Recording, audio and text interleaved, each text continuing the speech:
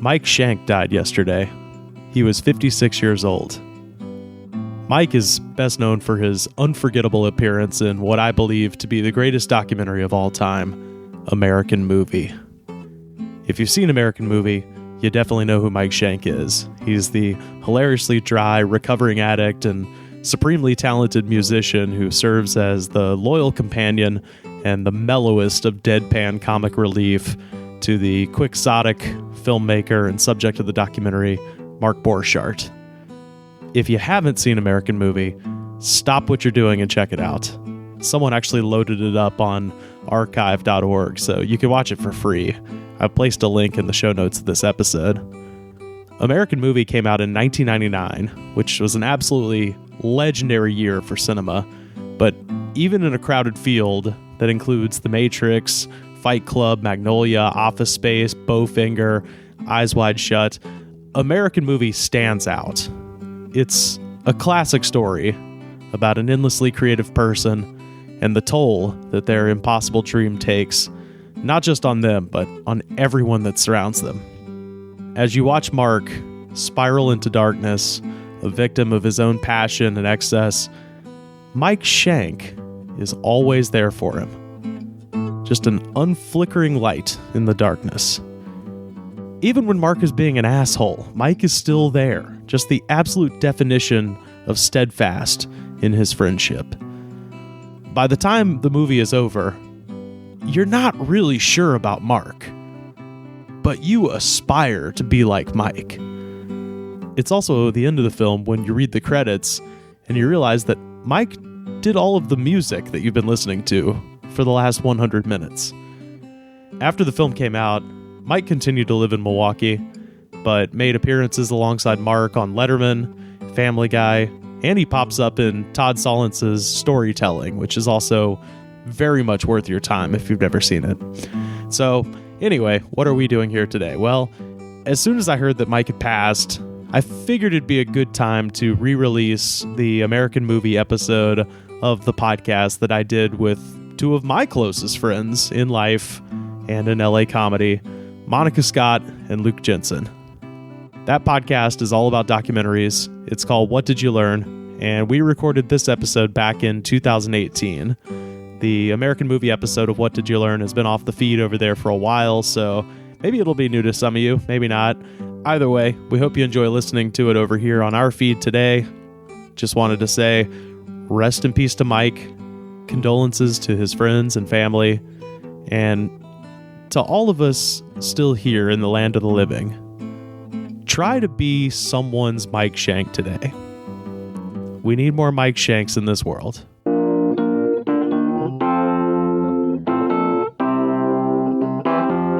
Do you have it all together?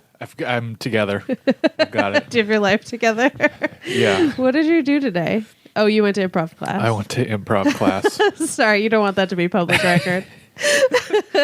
Shame. Did you know I'm in 2 improv classes? No. Wait, you're in 2? Yeah. On Monday night, I'm taking classes at I.O., and then Sundays is at UCB. Wow. You're Do they know that you're cheating on the others? Oh, no. They're both mistresses, and they don't even... This is tawdry.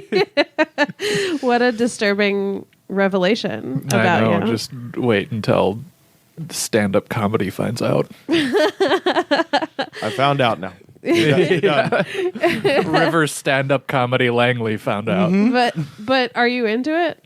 Is it like Improv? Yeah, I mean, like a judgment-free zone. Just now, I'm actually curious. I mean, yeah, I enjoy it. He's doing Awesome. 2 of them. I hope so. Not a glutton for punishment. Yeah, because I've been spending a lot of money to take punishment if that's the case. Right, Yeah. right. Well, that happens sometimes. People spend a lot of money to take punishment. Sure, like a torture dungeon. Like people are like really into that. People are into torture dungeons. Yeah.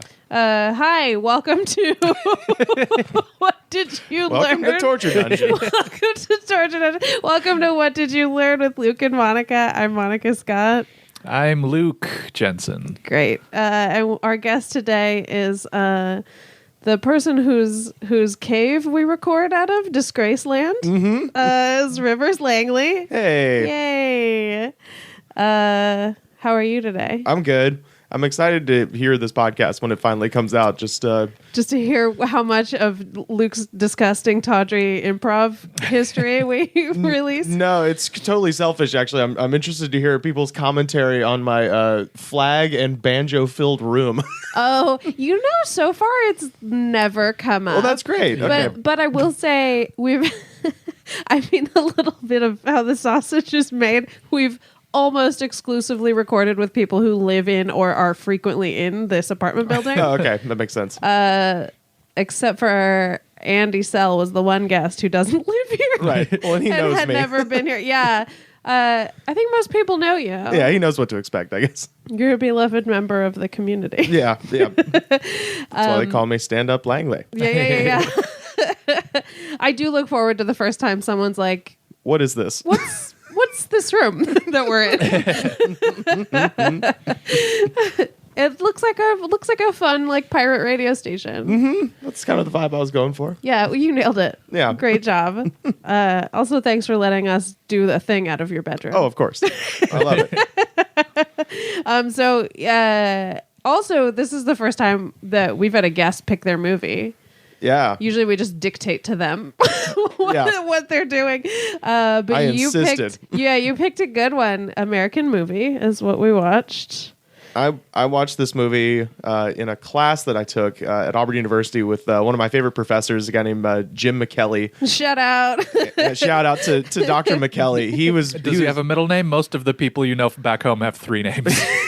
Minimum. Well, he's actually a Yankee transplant. So of course he doesn't then. Got the 2 names, but I actually my favorite teacher in high school was a guy named Max Jones, and I later found out that Max Jones is the Luke Skywalker to McKelly's Obi-Wan Kenobi. Like McKelly, was like his guiding force in his like getting his master's in education and stuff. So I had this great teacher in high school, and then I got to college, and I was like, oh shit, this makes sense. Oh, of I course. get it. Yeah, but he's just this like brilliant man who was amazing at like breaking down, old books and like he was the first time. It was the first time how many times have we all been forced to read the Odyssey and we're all just like, oh Jesus Christ. He was the first guy where I read the Odyssey. I was like, oh, this is amazing. Yeah. I get it, and I took. I want to take his class. He's great.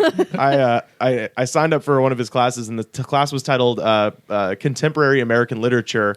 And I get in there, and there were no books on the syllabus. It was all documentaries. And so we watched. That's such an interesting way to look at contemporary literature, but then I get it. It was really weird, but I was also like, okay, I'll go with it. I see what he's doing. This makes my semester a hell of a lot easier. Yeah. You're like, perfect. Thank you. Great. Wonderful. But this was one of the first ones we watched, and it sort of hits on all of the overarching themes of the class, which was that America eats people alive, Yeah. in a way that's like, yeah, that's really the feeling I have right now. yeah, it's a funny movie, and the weird, I don't know, I don't know how you. Do we want to take a shot at our 3-sentence summaries up top? Our intro. Well, just the beginning summaries. We try to summarize what we just watched. Also, this is a lot of firsts happening. This is the first time we all watched a movie together, and then we just watched. like came upstairs and did this. I wanted to watch it because it's funny. It's a funny movie to experience with other if people. I was by myself, I would have cried. Yeah. For sure. Yeah. And I don't know if the parts I did laugh at, I don't know if I would have, they would have hit me because it's a roller coaster. I'll try to describe it first and I'll fail. As I do every time. American Movie is about a filmmaker in Milwaukee. Great. I already would have failed at this. Yeah. A filmmaker in Milwaukee that is trying to finish his projects, and it's about like all the things that are getting in his way, primarily himself. Yeah. I think that would be my whole description. Okay. Would you walk away from me at a party if I said that? Like, cool, boring. I would walk away from you under most circumstances. Sure. You know what? Fair. I wouldn't have talked to you in the first place. What you take a step. I would say that this is a movie largely about nervous laughter. there's about 25 minutes just if you just did a supercut of nervous laughter. Easily a solid 20 minutes of this movie. Or like just like concerned smiles. Yeah. Or somebody saying the word, Yeah. Or man. Man Was really starting to like grate on me by the end of the movie. I was like, stop saying man. Man. I guess it's a movie about an independent filmmaker with more ambition than talent. Oh man, ouch. That hurt my feelings. Yeah. Who is trying to complete 2 separate dream projects of his. Sure. I think I disagree with everything you just said, but we'll talk about it. Okay. What's yours? Well, I mean, my takeaway, I mean, that is like what it's about, just in terms of the plot. But the weird thing about Mark Borshardt, who's the star of the movie, the filmmaker in question, is that I don't know if he knows how, like, you know what I mean? Like, I don't know if he's totally self-aware, but at one point he says it all when he's just like, he's trying to describe what his grand project, which is called Northwestern, is supposed to be. And he's just like, it's this cold, desolate road, but there are these warm houses along the way. And you're like, oh my God, that's it. That's this whole fucking movie. It's this whole documentary where he's like, this is about like, the tortured wasteland that is America. And like, but like the warm souls that guide you through and all this shit. And you're like, oh God, does he know that he's describing himself? Yeah. This is this movie. There are so many fucking like just throwaway sentences that people say in this that are movie shocking. That I'm like, fuck. Particularly Uncle Bill. Uncle Bill says Uncle the Bill, most nihilist. Uncle dude. Bill, I'm so upset about. Yeah. But also the thing that. But I also kind of love him. I love him. Because he tempers Mark in a way that no one else does. I think no one else like almost has the balls to do. Yeah, but it feels. Like only half intentional every time. Yeah, because I'm not sure how like sound his mind is. Essentially, all these characters are just so it's Mark is the filmmaker, and then he just has like a circle of just like dirtbag friends.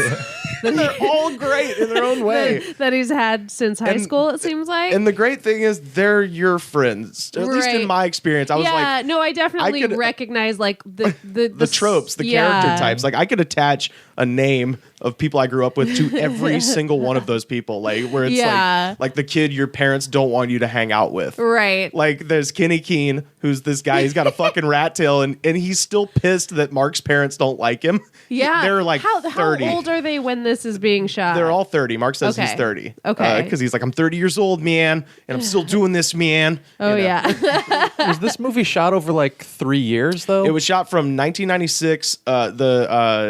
They started shooting in the winter of 1996, and then they finished shooting, I think, spring 98 is when the premiere of the movie is. Okay. Yeah. Or it was spring. Yeah, it's spring 98. So it's basically they shot the movie for, I think, 2.5 years. Wait, is it 97? Because Uncle Bill dies in 97. Oh, okay. Then I guess they started at okay, so they shot the movie for 2 years. So it was 96 and 97. Okay, yeah. Because spoiler, Uncle Bill died. Yeah. But after the movie. Yeah, I was overjoyed to find this movie is available on Crackle. You can just watch it for free. Oh, yeah. And Yeah. It's fucking great. Yeah, it really. One of my favorites anyway. But like, so there's Ken Keene, and then what is the long-haired insane person that he's friends with? Oh, Mike Schank. Mike Schank. One of my favorite characters of any film of all time. He's spectacular. It's I can't even. He just has long hair, and he kind of like his sentences are said with this like high-pitched whisper. God, he's yeah. He just says like.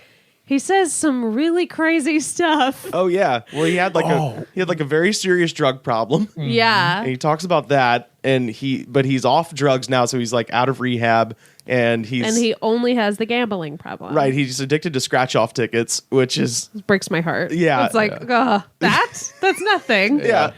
And there's the scene where Mark is on the phone and he says that Mike's alcohol sponsor drives him to his gambling anonymous meetings. And then he was like, he's in there for scratch-offs, man. He's in there for scratch-offs. Oh. He's addicted to scratch-off tickets. So it's these guys, and they're just Mark is trying to get this movie made. And it's like the circle of, and then there's like an outer circle of just like actors and like these people that are around him. Oh, my favorite guy, Richard Robert Jorge, or is it Robert Richard Jorge? I think it's Robert Richard Jorge, who is the the Milwaukee dandy.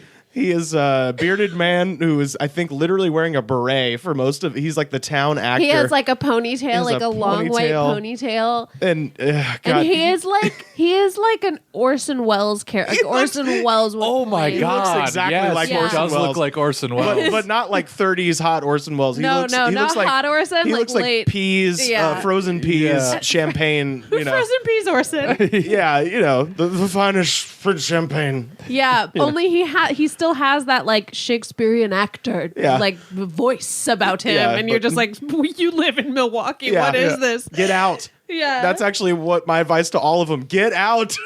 Well, it's so funny for him. I almost think stay. Yeah, at this point. If he goes somewhere, he's probably the king of Milwaukee acting. Oh, fucking you're actually right. Yeah, he's So I think he's going to realize his actual talent level. Don't leave. Yeah, I guess he should stay. He probably does Shakespeare in the Park. He seems to have his shit together more so than the rest of the idiots. He's always dressed fancy. He comes and he's just like annoyed. There's this scene. So the short film he's trying to make is called Coven. Spelled C-O-V-E-N. The word is pronounced Coven. But he pronounces it Coven because Coven sounds too much like oven, man. And there's just this really funny scene between Mark and Richard. Yeah. Where Mark is like, Coven, it's Coven. And he goes, oh, no. It's Coven. That's how the word is pronounced. Richard goes, I mean, that's how the word is actually pronounced. It's like the funniest part. Like, it's just this throwaway, like, he seems to be masking a lot of frustration most of the time. Oh, yeah. And he just, like, lets it out right there in the most cutting way that just flies over Mark's head. He's like, I don't know, man. Yeah. It sounds like an oven. Yeah. And then he was like, too much like oven. And then he goes, why don't you put an umlaut on it? Oh, yeah. And he was like, what? He's like, are those two little dots? It's like, yes. Oh my God. So one of the lines that really... it's got a lot of really desolate stuff and really heartbreaking stuff. Because Milwaukee is a desolate frozen wasteland. Yeah, and I've been there, and it's not actually that depressing in real life. But goddamn, this movie. Milwaukee that these guys live in. Oh Lord, are they actually in Milwaukee? They're or like a small town outside in like the of suburbs. Milwaukee? They're in like Cudahy or something. It looks way too like small towny to be Milwaukee. Yeah, but they're like suburbs of Milwaukee. Yeah, that area. But so Mark has this girlfriend. Who Joni. I think is my favorite. Oh, she's fantastic. She's great and really calm and like just like says stuff. But she says this line where she's like, I think Mark wants to be somewhere else and be someone else, but doesn't everybody? And I was like, oh my God. Yeah. Where it's just like, doesn't everybody want to be somewhere else? And it's just like, she says it so calmly while she's like cleaning peas to like cook for dinner. Yeah. And it's just like, yeah, we're all unhappy, right? And it just cut me in half. Yeah. I never recovered. Yeah, this is... I watched this movie a few times, but I don't think I've watched this movie. It's been 5 years because I don't think I'd started stand-up the last time I watched this movie. And now it's like, oh, I'm also on... Like, I guess all of us are ultimately on this, like... It really felt like it was a little bit too much of a mirror for me. Yeah. I was like, ugh, am I this? Yeah, am I Mark Borshardt of stand-up comedy? Yeah. So I have a question. Do you feel like... I feel like this movie really, like, skated a line of, like, making fun of these people or not? Like, it skated a line of potential meanness that it never crossed over. What do you think the mindset of the filmmaker was? Well, the actual backstory is that Chris Smith, who is the guy who made the movie, went to film school with some friend of Mark's and met him because you notice like Mark is in the University of Milwaukee cutting his movie and he's using all of their equipment. Yeah. I noticed that. Which is hilarious because he's 30. He's definitely not going to school there, and I don't think he ever went to film school. Right. But Chris Smith like just met him, I guess, through a friend and was like, oh, this guy's interesting, and basically started filming him as like from what I remember, I think it was like originally supposed to be some kind of school project and then just turned it in to this bigger movie. Right. So I think, I think in some ways he's, it's just he thinks he's interested. I can't tell if it's mean-spirited or not. Yeah, I've never read it as that. I've always read it as like a celebration of like a guy who isn't going to stop no matter what. Like a guy, because that's what somebody even says. Like Mark's a determined motherfucker, and that's definitely what I took from it. It's like, oh, this guy is. He's just gonna make stuff. He's gonna do it. Yeah, just get out of his way. Help or get out of the way. So I don't know. I've never read it as being mean spirited. I do find a lot of it incredibly funny. There's a lot of really funny stuff. But it's I think it's all just like, all right, look, check out this guy and all the chaos he's creating around him. Almost, Yeah, definitely. And it is all stuff like. Because it's not, there's no voiceover like making fun of him or anything. It's all. No, not at I know all. what you mean. Yeah, like with I just think like it's the way that he'll kind of like cut straight from one thing to another thing that's like shows the complete opposite of what he just said, kind of thing. But like, it still is all stuff that he did. Like it's just in service of showing his character. Yeah. Because I guess to cut straight to it, they're Midwestern rednecks. Like that's kind of what it is. They're like they've got the really thick Milwaukee accent, the very thick like kind of Midwestern like. Man, his mom. There's so many characters in this movie though that I'm like, what is their story? His mom, his Swedish mom. His mom is Swedish. That seems to. At one point, like she literally just says she doesn't believe in him. Everyone says that at some point, pretty much, except for Mike. Mike who always believes in him. Well, there's Kenny too, but Kenny's a piece of shit. Yeah, Kenny sucks. They pick him up from prison. There's a scene that they like. It's really subtle. Yeah. Mike and Kenny are the angel and devil on Mark's shoulder in some ways. Kenny is like appeals to like the drinking, like just like not getting shit accomplished because he's too much of a dirtbag, and then Mike is like the recovery angel. Yeah. Oh my god, Mike broke me about 10 times during this movie. Comedically, partially just because like his reactions are just so fucking funny. Yeah, to like he's the Mark going on these like slow. Yeah, I know. Deadpan. To like Mark will go on like this crazy rant, and then it'll just pan over to Mike and just go, oh yeah. And like that always killed me. But just like you get like these glimpses of just like this soul. This tortured soul living underneath this exterior of just like being terrified of the outside world and not being able to talk. Like, I don't know, 2/3 of the way into the movie, like you see him playing guitar and you realize that this whole soundtrack is him. Yeah. It's like, holy shit. Because like to this point, like you're just kind of like, who is this piece of shit? I know. Like to this point, I was like questioning in my mind, like not in a mean way, but like in a genuinely questioning way, like, is there something wrong with this guy? Like, is he like mentally slow? Lysergic acid. That's what's wrong with that guy. Too much LSD. Right. And then you just get this glimpse of him just destroying on his guitar. Oh, he's amazing. Fucking awesome. There's like a Spanish classical guitar soundtrack that Mike does the whole soundtrack, and it's beautiful. And the cutaway to him blindfolded playing Spanish guitar, and there's no context given. It's just like, also here's this. Yeah. Okay. Anyway. Yeah. Well, you know what it is? Like they say it at the beginning. It's like music by Mike Schank, but like you don't know who that is yet. I didn't put two and two together until the first time I saw this movie when they showed him doing that. I was like, oh fuck, it's been Mike the whole time. Yeah. Like, he's the guy. Oh my god, he's crazy talented. Yeah. There's that. That's the Shyamalan twist in this movie. Yeah. There was a few moments though. There's that, and then there's like he doesn't say more than 2 words in a row until like an hour and a half into the movie, and then suddenly he's just telling this insane story about the time he accidentally took PCP and tried to drop acid in the hospital while he's recovering. After the doctors were like, you would have died. Yeah. You almost died just now. Yeah. And he was like, oh, I just wanted more acid. Like, yeah. Also, he was going to drop 3 hits of acid. Yeah. Which, by the way, it wasn't. It was PCP.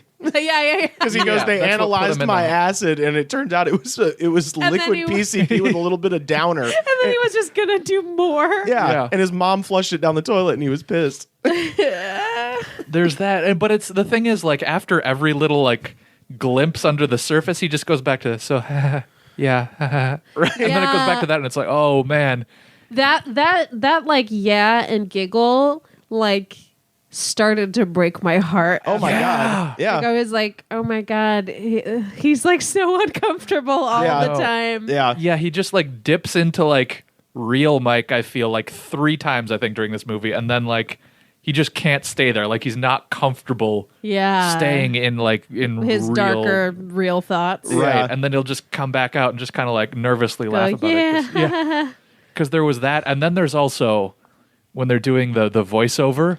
and the primal scream. Yeah, and then he just goes to Mike, and it's just shit. Mike just like nervously smiling in front of the mic. He's like, all right, go ahead. And then he just lets out this fucking hell scream.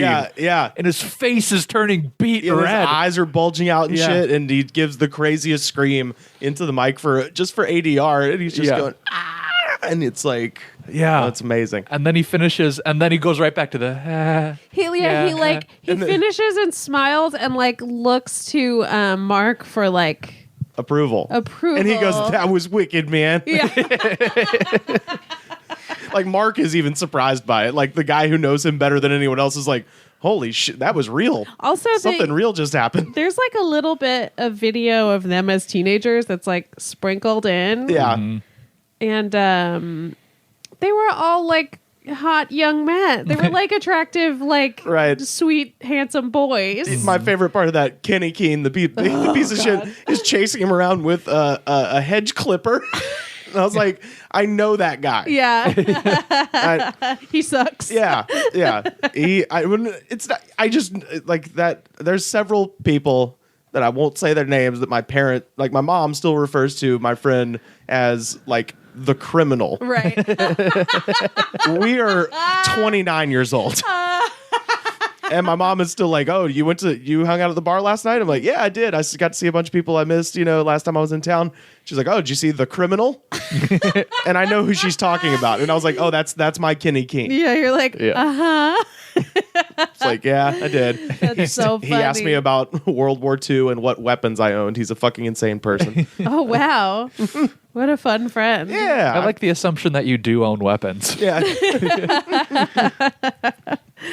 Oh, my God. But yeah, you're right. Those little film clips of them as kids is amazing. Yeah, it also fills you with this feeling of like they were such sweet boys full of potential. Yeah. And Mark is the main one that's still trying. Right. Yeah. God, there's the other moment with Mike that killed me was where he's just sitting there talking about how like what he's thankful for, and Mark is just like, he's like, I'm thankful for Mike, man, because I was down in the hole and he came over here and put a smile on my face, and I'm like, oh, that guy, I love this dude so much. He's so cool. That moment was really, really touching. It was really sweet. Yeah. Like, I've never really, I think, vocalized something like that, but there have been those moments where you're like sad and you're like, oh, this friend fixed it. Yeah. Hell yeah. It's so nice. Mark is such an open wound. Yeah.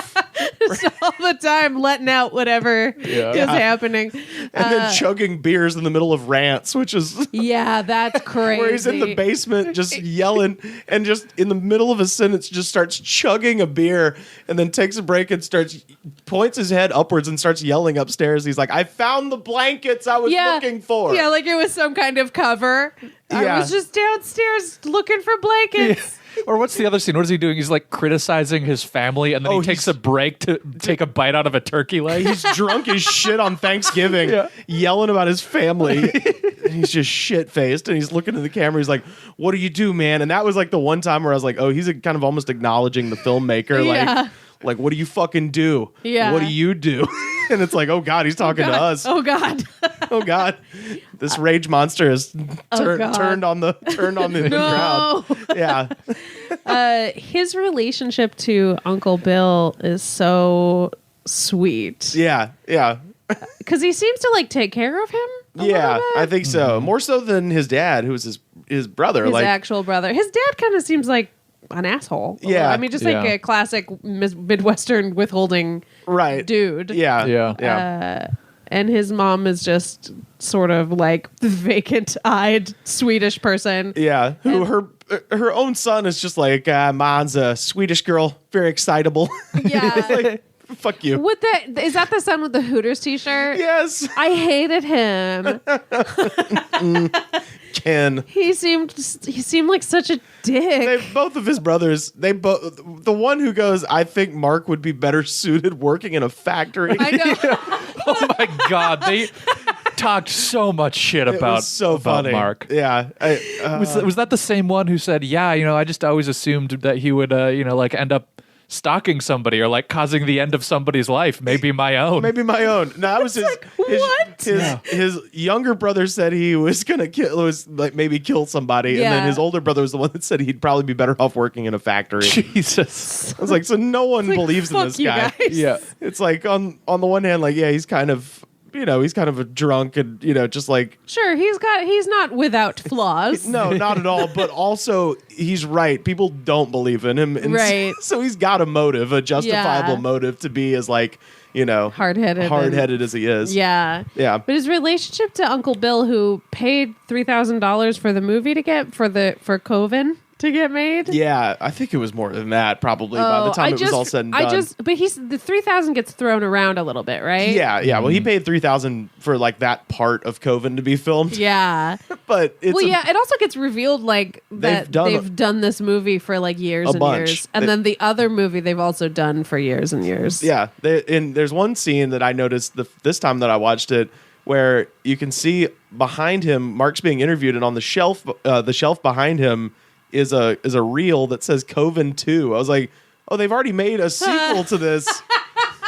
There's already like test footage for a sequel at the very least. And it's like, that's so funny. They're just I guess, that's the whole thing is he's just like, he's like bound and determined to make this movie right, I guess, this time. But also, you know what? I found really familiar the guy, the character of the guy who is in his own way and can't finish a project, like keeps restarting and nitpicking on projects. Right. Oh yeah. To like, I was like, that was also a little bit of like an upsetting like mirror to be faced with. I was like, yeah, where you overanalyze something until it's like, and until you keep restarting or thinking things aren't good enough and starting over. Yeah. It's a little frightening. But Uncle Bill paid for some of Coven. I paid for a lot of it. Yeah. Yeah. But also Mark like goes over there and like takes care of him. At some point, gets him shit-faced.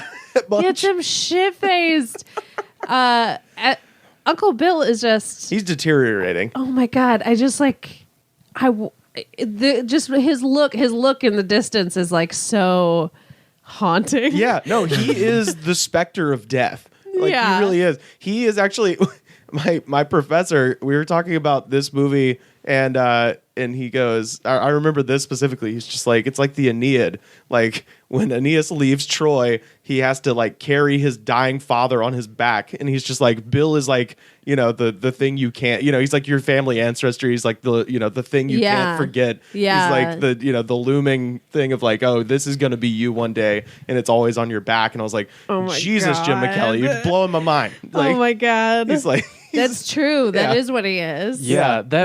I mean, he's given up too, and he's a ghost. He looks like a fucking ghost. I mean, he is the incarnation of exactly what Mark is trying to avoid becoming. Yeah, he is oblivion, pretty much. Mm-hmm. Like everything, and even like the shit he says, he's very nihilistic, and he's just like, "What do you believe in, Bill?" And he goes, "I don't believe in nothing anymore." It's so sad. And you're just like, fuck. It really is it's so heartbreaking. Yeah. All the conversations with Bill are like, it's sweet. Mark is like being sweet with him, in Mark's way. And Bill is just like, oh, what are you talking about? Yeah. Like, he goes, what are your American dreams? What American dreams do you have, Bill? He goes, I don't have dreams anymore. Oh. And you're like, oh, God. God damn it, Bill. Is this what the end looks like? It is, isn't it? Also, they talk about Bill was like a professor. He was like that's what Mark's dad says, that Bill was like a really smart guy. Like it's like that's just my actual nightmare. Yeah. Yeah.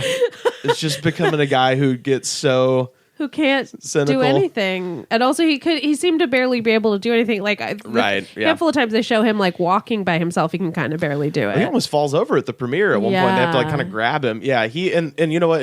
I noticed at the beginning of the movie, he looks like like healthier. Yeah, the first time you see him, he- and then he's just like He deteriorates throughout the deteriorating. movie. It's very it's very sad. Also, And- whenever Mark like walks into that trailer, Bill is just sitting in the chair like staring. And there's like that first scene where he walks into Bill's trailer and he's like, "What are you doing, Bill? You're just sitting?" And he was like, "Yeah." just sitting. And he's like, "What are you thinking about? Like your life and like what you could have done?" Yeah. I was just like, why would you ask him that? And he's like, "Yeah." And Bill has songs too that Oh he's my written. god, Yeah. the song. Yeah, Bill wrote songs, I think, after his wife died, and they don't rhyme, and they're just sad. He's like, we'll remember the way we were in June. I'll see you my- again in heaven. Oh my god. I'll visit your grave every day. Well, maybe not every day. Oh my god, that was so funny. If I can find it. I can find it. They didn't tell him where they buried his wife. There's also I feel like the only time Bill like says something without being prompted is when he's like eating. He was like, "Well, I don't even get any damn dinner," and they hand him just like a bear sausage. Yeah. Oh yeah. And he's just like, "Oh, this is the good stuff." Yeah. Ooh. But then he's sitting there for a minute and he said something where he was like, "I was wondering if you smoke cigarettes in heaven." Probably not. I was like, "This is the thing you just think?" Yeah. Well, the way he delivers it too, he's like, I wonder if they smoke cigarettes in heaven. Probably not. Just like, He's Eeyore. no, he's Eeyore, and it's one of those things like you kind of want to believe that you live a life, and he's an old guy too, so you want to like think deep down that you live this whole life, and you get to the very end, and you like there's some hope or you've learned something, and Bill is just like, no, it's all darkness and horror, and then you die. Like that's kind of his thing. It's so scary. It's fucking terrible. Bill is like Bill scares the he scares shit the shit out out of of me. me. Like he's endearing, but it's also like, oh god, this is shit. I don't know if I want to live that long. Yeah. No, yeah, because that's the thing is like you want to think that by the end you're gonna have something figured out. Like Oh yeah, I've always hoped that I would have had the cigarettes in heaven question figured out by I don't know at least 40. Like right. No. like what are you doing still thinking about that at I don't know like 87 or whatever? Also, when Bill is kind of first presented in this movie, I thought he was going to be a different character. Because there's one thing where he's like, where Mark goes, "Are you thinking about the things you wished you had done in life?" And he's like, "What did you do?" And Bill says, "What haven't I done?" Yeah. And I was like, "Oh, fuck yeah. This is like I'm an old guy. I lived a life." And then he just ends up being this like huge Bummer. Yeah. Yeah, Hey guys, upside, he did get to try Surge before he died. that's right. Mike is Feeds him a Surge. Why in the hell didn't Mike become the fucking salesman for Surge after Yeah. this movie? He literally goes up to him and he goes, "Here you go, Bill. It's Surge. It's a new product from Coca-Cola." And you're like, give him the damn job, Coca-Cola. You know what? They're bringing Surge back. I saw it in the damn gas station. Give Mike Schank a job. This is Bill's entire meal in that scene is a bear sausage and a can of Surge. Fuck yeah.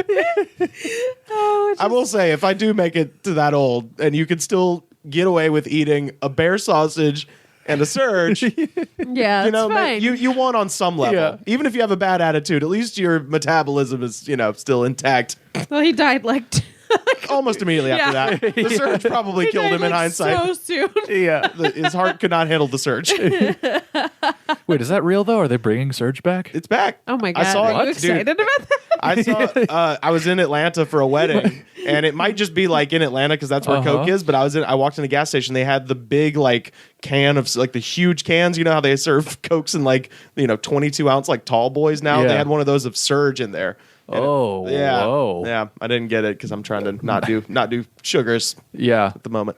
Yeah, my dad's work still has a Surge soda machine. Oh wow. Yeah, it's still Surge. That's ridiculous. Wait, it still Yeah. has Surge in it? No, but it's still like the it's big, still- They're like the covered in big like dust. picture on Yeah. the front is still Surge. Does it also have Fruitopia?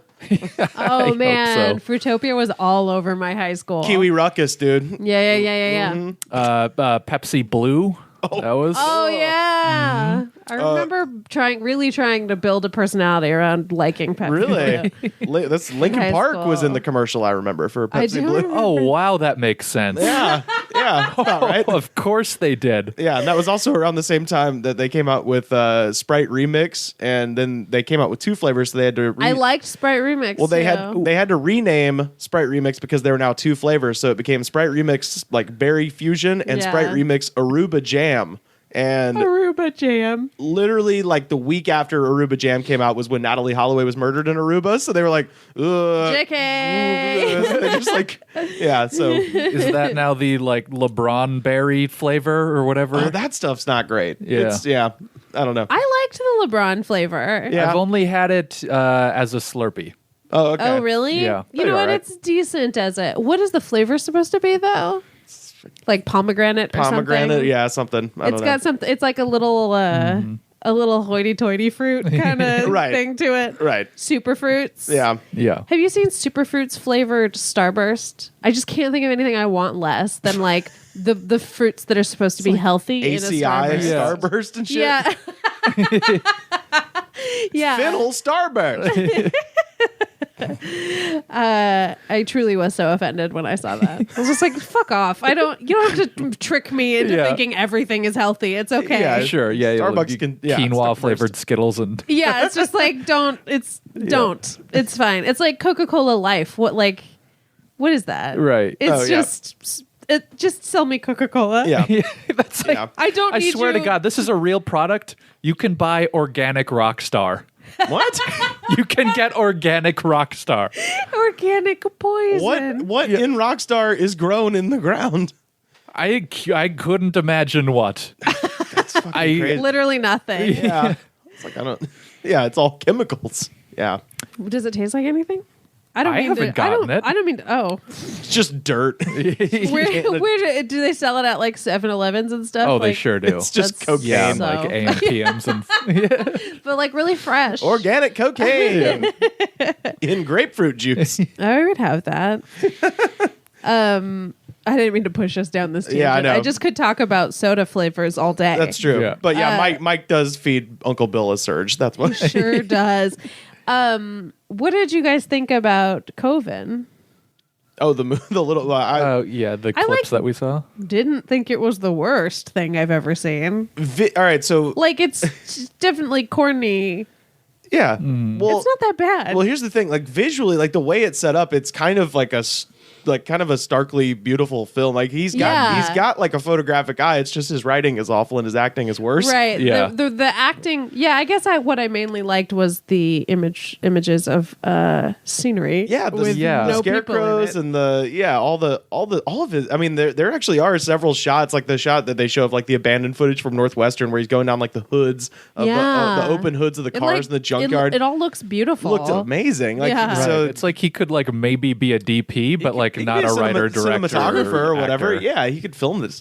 Film the thing. Yeah. Do you think there is definitely another reality where he just like moved to LA and Oh, he's was like here. a crew guy? Well, I just mean like when he was younger, Right, Like he right. could have gone that track. Yeah. So he did achieve some success after this, right? So him and Mike actually, after this movie came out, became regulars on David Letterman. Yeah, weren't they like election coverage? They covered the election, Yeah. in 2000.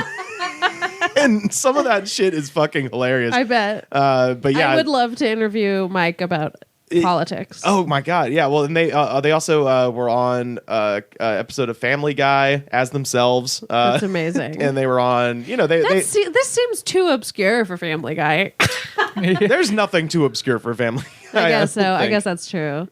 With the sheer number of cutaway jokes in that. Right. Sure. You can throw. They can't all you be can- broad. You can throw away some to obscure. Yeah. Right, but Documentary films. well, this was a very successful yeah, it documentary. definitely was big. And when that's like kind of the weird, ironic part about it is like you have this unsuccessful filmmaker as the subject of a relatively successful documentary as far as documentaries go.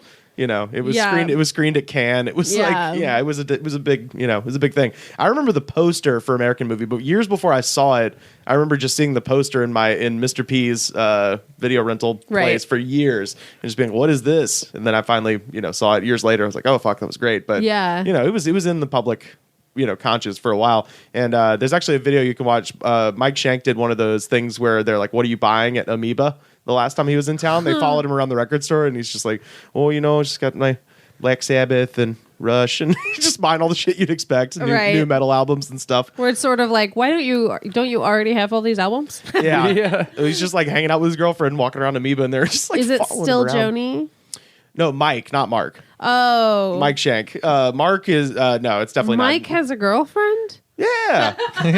Oh, she is like... What is her deal? You can tell she's like his manager. You know what I mean? It's like one of those things where it's like, I handle all of Mike's affairs, back the fuck up. Yeah. That kind of thing where it's like, yes, he is a national treasure, but you need to leave right now. Yeah. Oh, that's interesting. But yeah, so, but yeah, that video is online. Do you know what Mark is doing now? So Mark, other than post Family Guy. Right. Well, I think he writes for like, or I think he like writes about films. That Coben, as far as I know, according to his Wikipedia anyway, is the only film he ever completed. Despite the subtitle at the end mentioning that Northwestern was like, Uncle Bill left him $50,000 to finish Northwestern, and he never finished it. According to IMDb. Upsetting. Yeah, it's fucking great. But he also has so many bills to pay. Yeah, the beginning, I wasn't sure what to expect with this film, and then in the beginning they're like interviewing Mike, and they're showing him, or Mark, and they're showing him like opening all his bills. Oh, and God. He's opening all these bills, and it's just like, I owe back taxes and like all this stuff. And then the last thing he opens is a new credit card. He's like, oh. And he's like, oh, I got a MasterCard. Yeah, I was like, don't use it. Oh, kick fucking ass. I got a MasterCard. Man. Yeah. That's right. Kick fucking ass. I got a MasterCard. No. MasterCard. What are you doing? This is why the fucking world went into shit in 2007. This is what ruined the world. You gave a man who already owed thousands of dollars to everyone he knows a MasterCard. Don't do that. Yeah, it was deeply concerning when that happened. Yeah. What a hilarious way to say it, though. Oh, man. Kick fucking ass. Fucking ass, so man. Funny. Fucking ass. I got a MasterCard. That, and the way that Mark reacts to things is so golden. Like, before Thanksgiving, he goes to the grocery store, and they just take like a 6-second clip of him. Oh, my God. Walking up to the meat freezer. And he just picks up a turkey, looks at it, and just says, "Holy shit!" And then it just fades out. Just a regular turkey. Nothing notable about this turkey. Holy shit! I have never had that reaction to anything. And it was like a butterball. Yeah, just he a just regular holding up frozen a turkey. standard butterball turkey. Holy shit! Yeah, that holy was shit, it. man. They cut away to it. I mean, that's great. Well, you know what it was? I think, actually, I can explain that because he mentions when he puts the turkey in the oven, he goes, "This is my first turkey." Oh, so he's like... So I think it was like it was the first time he'd probably picked one out. It was the first time he'd made it. So I think that might be the reason, but it's still so funny. It's just like, it also holy felt... shit. Surely he's seen a turkey. Yeah. But also, he living knows at his... he's being filmed. Right. Yeah. Well, also, he lives at his parents' house. Yeah. And his mom is, wakes him up in the morning. He's like, "Oh, you know what would kick ass? Some coffee so I can get out of this bed, man." I would love to say that to next time I wake up. Like, yeah. You know what would kick ass? Some coffee. Yeah.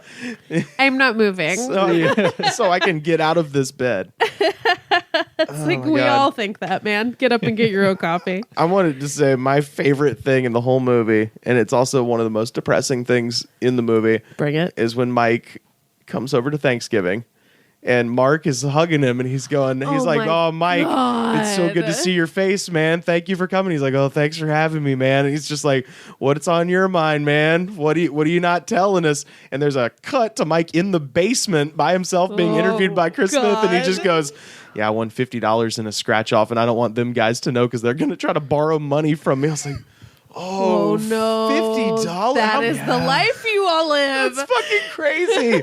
Even in 1997, that's fucking crazy. Like it's that's a really tragic. Like moment. I understand inflation, but still, it's but not still, that much money. $50 at that time was roughly the same. Yeah. God. I don't want them guys to know. They're going to try to borrow money from me. Would they have, like, in that instance? Do you think he was just overreacting, or do you think that they really would? Oh, they would have. Like, Well, because I bought that turkey. Man. He was having dinner with Mark and Kenny. Yeah. So sure. yeah, dude, Kenny definitely. Mark might hold back because it's Thanksgiving. Yeah. Kenny is such a big piece of shit. He would just be like, I need wax for my rat tail. Can I borrow $5? That scene in the premiere. Where they're panning across everybody, and everybody's kind of like their version of dressed up. Yeah. And they pan by Kenny, who just has his disgusting rat tail hair just like slicked Pasted back to the side of his head. like just like glued to his disgusting thinning Bald, like male pattern baldness rat. like light blonde rat tail. Yeah. Glued to his head. And I was like, oh, that's his fancy hair? Yeah. Thanks, Kenny. Shave the rat tail off for the premiere. Yeah, he was wearing that with like his best like snakeskin jacket. Yeah. Oh, he was wearing a snakeskin blazer. Yeah. And sunglasses on his head. He robbed somebody at the CMA Awards for that fucking blazer. Oh my God. How do you guys feel at the end of this? Like at the end of the movie, like what feeling are you supposed to walk away with? Because I felt bleak. Yeah. I just felt like, ugh, what am I doing? Yeah.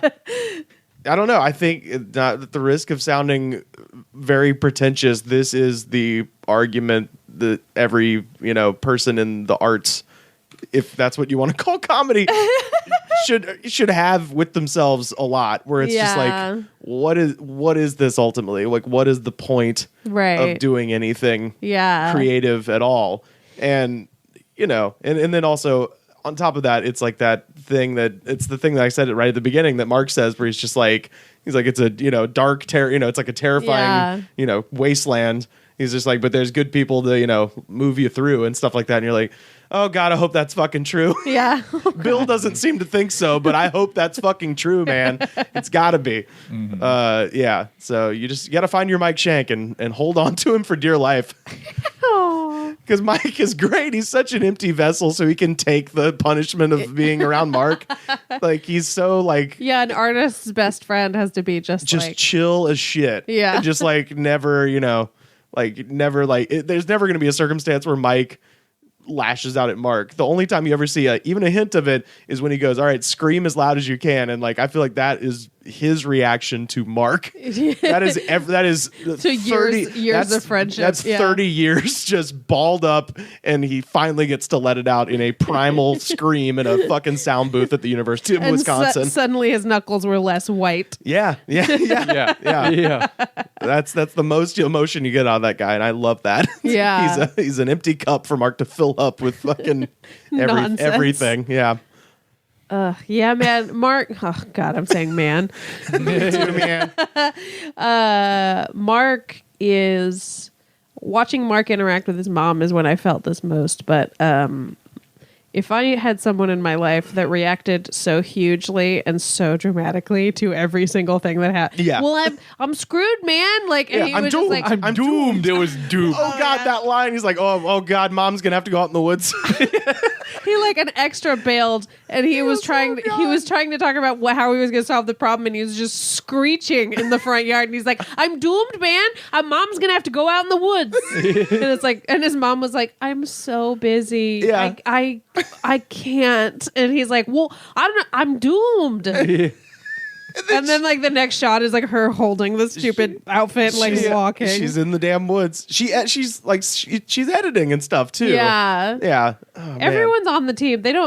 I think they may not believe in him, but they're all on the team. Yeah. I think Which is kind of the sweetest part. Yeah, I think so. Because then the guy even says he's just like, what's 10 weekends out of my year? This is this guy's dream. Yeah. You're like, fuck, that's a good guy to know. Yeah, no That's kidding. a really good guy. 10 weekends, that's more than the National Reserve. You got to get out of LA. That's more than the You got to Army. get out of LA to know guys like that. I know, man. Here they're like, I'm busy. 2 hours on a Saturday? No. Yeah. Oh, man. Yeah. That, also, the one thing I will say, making movies sucked back then compared to now. Shit. I mean, it's fucking hard now. It's hard now with digital, but watching, yeah. There's a scene where they're literally looking for 2 frames of film in an actual cutting room floor. It's so upsetting. There's a literal cutting room floor, and they're going through and having to like tape back together 2 frames. And Mark gives this completely incoherent speech about you need this much, and he's like just making different sized hand gestures. Yeah. You can kind of understand that something's missing, but it's otherwise just like insanity. Yeah. If you're a filmmaker or want to be a filmmaker listening, you should watch this movie just to get an appreciation for what it used to be like. Right. And all your shit had to be in black and white because you couldn't afford color processing for the most part if you were like a filmmaker on that level. So yeah, even watching him film, I was like, oh god, that camera is probably so expensive for like whatever piece of shit it probably is. It's not great. Yeah, the film quality is just okay. And is it silent? Is Coven silent? No, it's not. No, because he's recording all that ADR. Oh yeah. Yeah. But the first movie he made was silent. Yeah, I think and I was thinking like, you couldn't afford mics. The more the scarier. There was 4 of them? Yeah, Mike was like, I was in the more the scarier 3.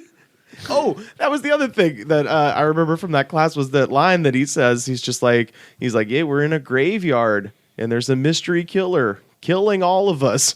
I was like, oh, this is also what this movie is about. Yeah. That mystery killer is booze and hopelessness. Yeah, there's such a deep like backstory of just like also alcoholism. Everyone's a fucking drunk, like a reprobate alcoholic. But it just has this kind of like Midwestern casualness about drinking. Right. I'm like that because like I'll say drinking to the way they all engage with drinking makes me uncomfortable. Oh, well, Mark includes the drinking in his own personal mythology. Yeah. When the guy's interviewing him, he's like, I just think back to my days as when I was 14 in the graveyard with a beer in one hand and the camera in the other, just trying to like make the great American film. And I'm like, put the beer down and like focus on what you're making. Like it because it's it's a thing. I mean, it happens with comics too. Where where it's just like people are like, oh, I'm the substance or whatever is like part of the whole like it's like no story, and you're like, not. It's just a thing. Whatever. Yeah, it's a prop. Get over it. Yeah, exactly. It's grow up.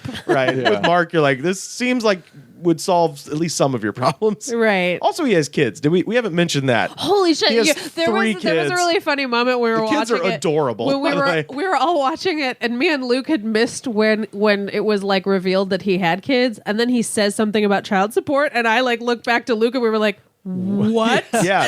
Oh, and then Rivers is like, yeah, he has 3 kids. They just interviewed them, and we were like, oh right. I just assumed those were like his nieces and nephews I thought or so something. too. Well, what's kind of crazy about it is they wait until you have the thought like this guy's kind of a man child. They show him in bed and asking his mom to get him coffee, right. And then you see Mike and he goes, oh well, Mark has 3 kids by Alyssa and they don't talk no more. And you're like, oh god, he has kids. He has 3 of them. He's 30.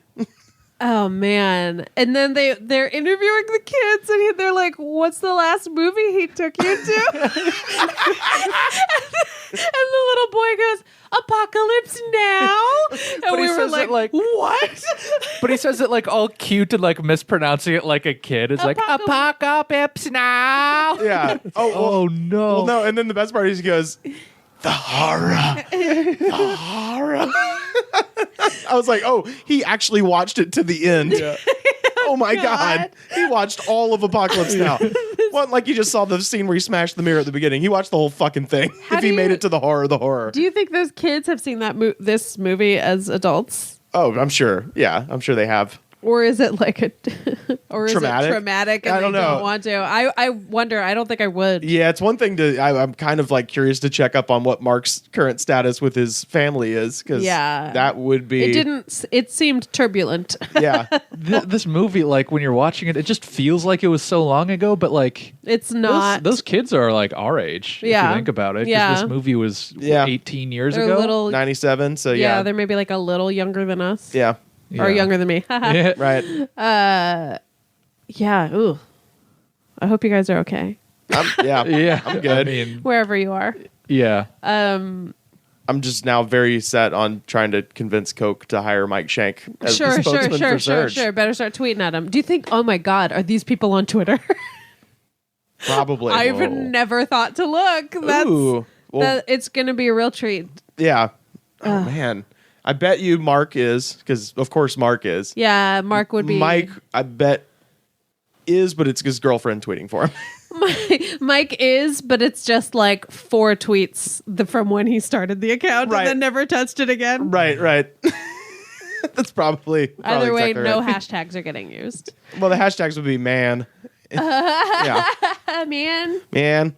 MYAN. Man. I Or don't know. like Mike's account would just be like every 3 weeks he retweets Mark once. That would just be his whole account. Because they're such sweet, supportive friends. Yeah. Quote tweet. Heh heh. Yeah. I don't know. That might be too advanced. I feel like that's too fancy. That's true. Because I feel like they probably don't love technology. Like they like it, but they just like I could picture Mike not giving a shit about it. Well, I mean, the testimony that Mark doesn't give a shit about technology is that he hasn't done any more movies. Sure. Because I bet it's so much easier now. That's what I'm saying. He's probably one of those like fucking Quentin Tarantino people that's like, no, it must be 35 millimeter. It's shit. Right. You're like, no, you could just It's do it fine. Yeah. easier now. It's fine. I'll help. I'm a fan. Yeah. I'll be an extra. I'll get dragged through the I bet swamp. fans have offered to help. Oh, I guarantee you. Yeah, of course. Interesting. Do we feel any closer to a really concise 3-sentence description? Because I feel like we just said a lot of stuff.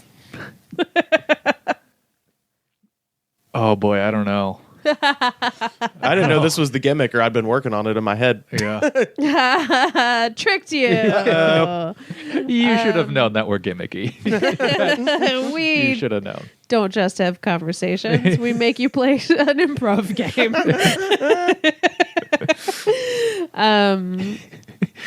That is the gimmick. A concise 3-sentence description of this movie that you could like say to your friend at a party if you wanted to be like, oh my God, I saw this great documentary. Oh, okay. Blah, blah, blah. Right. The point being that usually, I mean, hopefully people listening have seen this movie before. Yeah. So that And way, if you haven't, I mean, it's a enjoyable. It's one of my favorite movies. Actually, I'll just tell you what I tell people about this movie anyway. Is that I say that if this movie, like if someone had written this, it would be like one of the most amazing comedies of all time. But the fact that it's real, it makes it like scary and also still really funny. You know? oh, that's good. Because it's deep as fuck. Yeah. But it's also like very, it's very grounded. There's great moments. I don't know. I love it. Yeah, it does maintain a lightness too. Yeah, the whole time. I think so. Because I think it's all because of Mark. You know? Everybody else is trying to drag this film down, or trying to drag the story down into the mud. And Mark is the one guy like, fuck that, man. We're gonna drink and we're gonna make this fucking movie. Mark and Mike. Well, and Mike too. Mike is on a different. He's on an ethereal plane. Mike- He Mike is isn't just with like- the humans. Yeah, Mike is just like the smiling moon that's always over Mark. Yeah. The smiling, nervously laughing moon. Yep. Floating above. Yeah. Mike is. This smiling, uncomfortable in its own skin moon. Yeah. I love that image of just the moon with Mike's face floating over the sky. Put a smile on my face, man. Hey, if I were talking to someone at a party that had no context, Yeah, I'll work on a better one, but that is what I say to people about this movie. I mean, no, that is good though. Look, I'm not saying you did a bad job. Yeah. If I was talking to somebody at a party with no context, it would be hard to explain like the filmmaking and also the like greater themes. Right. I guess I would say American Movie is a movie about a filmmaker, an aspiring filmmaker in Milwaukee, who is trying to achieve his own American dream, and all the characters around him sad and happy. I like to say kid words like sad and happy when I talk at parties. Also, that was just one big ass run on. Yeah. We'll put some periods in there. Yeah. We'll patch it up. I feel like it was at least 3. Yeah. Also, I speak in run-on sentences. That's fine. I think we all almost exclusively. do. Yeah. Do you have one in your heart? Huh? Do you have something in your heart? Nah, I don't believe in anything much. Let's see. American Movie is God. I've already That's tough. walked away from you at this party. Yeah. I don't know if I've ever like just succeeded off the cuff on any of these. I know. You'd think we'd write them ahead of time. But Whoa. I didn't even think of doing that. I don't know how I'd.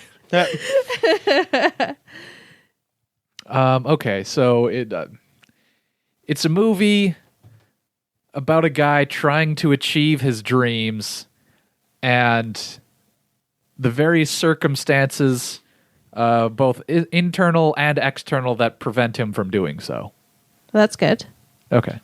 I just thought of something really dumb. It's Hoop Dreams, but everything is their own fault. Yeah, it's It's Hoop Dreams where all the problems are not societal. They're their own problems. I don't know. I think they are kind of societal A little in bit. some ways. I mean, it's just a funny thing that I was thinking But about. yeah, it's more like alcoholism than a blown knee. Yeah. Oh, yeah. Of course. Yeah. They're, But also general like class issues come into play in this movie in a big way. Yeah, we watched Hoop Dreams in that class too. That's actually where I saw that movie as well. Yeah. This was a good ass class. But Ugh, sad. Oh, lots of sad movies. mostly, Yeah. So is every single one we've watched for this as well. Sure, you're I think right. this Yeah. one was pretty funny. Yeah, though. this one was definitely the lightest. Right. And it was so and dark. It's still sad. It's still so sad. Yeah. Okay. Well, I feel like we did it. Do you guys feel great? Should I try again with my sentence? If you want to. Okay. I won't pressure you. A Wisconsin-based filmmaker Okay. trying to make his magnum opus, I love this already. guided along the way by an effervescent stoner and a nihilistic patron. This is Succeeds while simultaneously falling victim to the pitfalls inherent in trying to be a creative person in a small town or in a society that doesn't get you Oh, wow. or something, man. Wow. Put a man on the end of that. Rivers Langley, English major. Holy shit. Shit. You betcha. That was incredible. That was way better than any of them that we've ever done. Thank you so much. We're pretty bad at our own podcast. Yeah, we're bad. We're bad at this.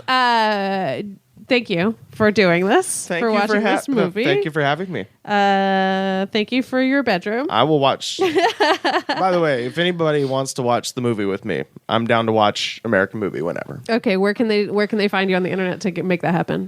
You hit me up on Twitter at Rivers Langley and listen to my podcast, The Goods from the Woods, on iTunes. Awesome. It's a really good podcast. Mm-hmm. Luke, where can And they watch find this movie on crackle.com. Oh, yeah. That's where you can find it free. I tweet at Luke F. Jensen. Are you a robot right now? You said that like a speak and spell. Yep. I'm Mighty Monika. It's Monika with a K. And thank you so much for listening. Goodbye. Bye.